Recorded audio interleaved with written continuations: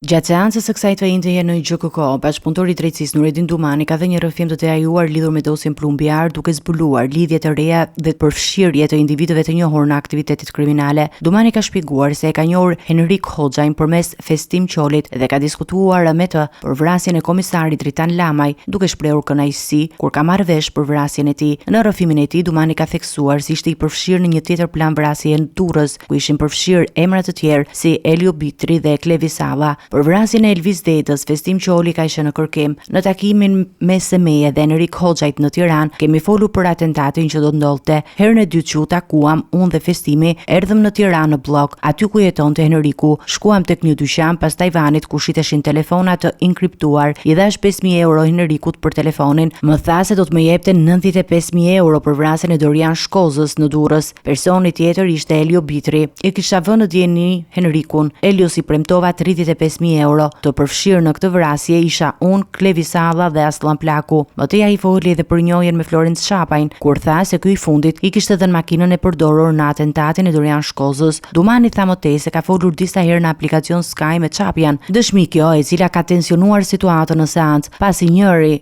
nga të pandehurit, Enver Diva, tha se kishte prova që Nuredin Dumani do të fuste në burg të gjithë shokët e Talo Çelës. Dëshmia e shkaktoi irritim të Enver Divës. Un kam një provë timen që ky do të fus në burg të gjithë shokët e Talos. Unë e kam të incizuar me fakte dhe prova që gjyqtar dhe deputet kanë ardhur për takuar Nuredin Dumanin. Janë 120 minuta incizim.